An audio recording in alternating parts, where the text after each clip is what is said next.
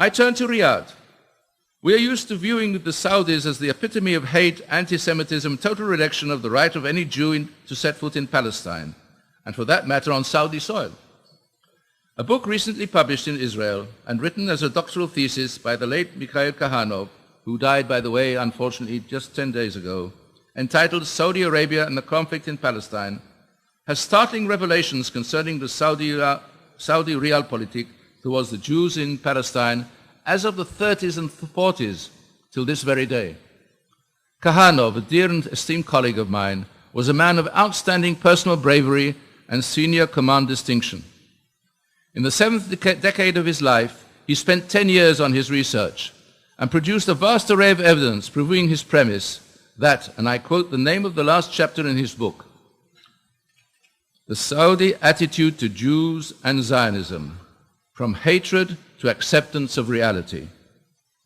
No wonder that none other than David Ben-Gurion and Moshe Sharet Shertok met senior Saudi advisors in London in the 30s of the last century, seeking in vain a dialogue.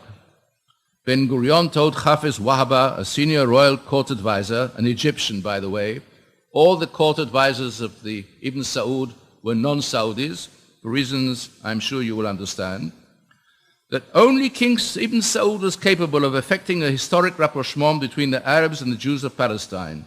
This is what Ben-Gurion said to Wahaba.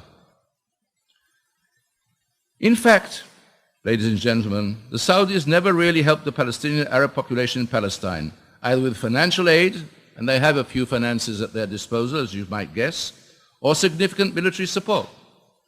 Successive Saudi peace plans culminated in the Saudi initiative of Crown Prince, now King Abdullah, promoting a permanent settlement of the Israeli-Palestinian conflict. And may I remind you that the original Saudi plan made no mention at all of the Arab refugee issue. I wonder why. This was realpolitik in its purest form. Less than a month ago, Prince Salman, the Crown Prince of Saudi Arabia, stated publicly that the policy of the realm in the Middle East could be summed up in two words: security and stability. Security within and stability without.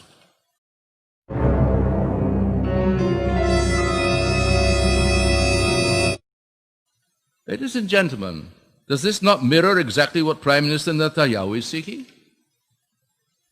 Kahanov reveals in his book that during the Second World War, two Saudi princes, both kings of King Ibn Saud, the founder of the dynasty, were treated in Hadassah Hospital on Mount Scopus.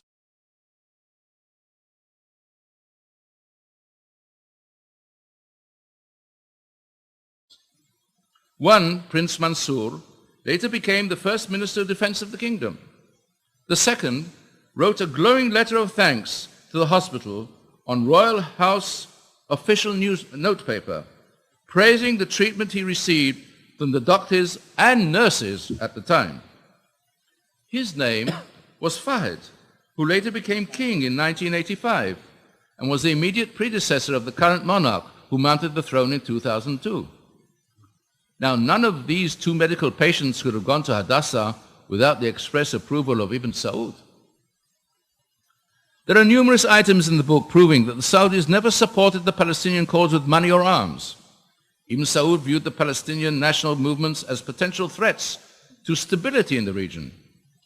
And King Abdullah of today now seeks a swift end to the Palestinian problem as he accepts Israel's legitimacy.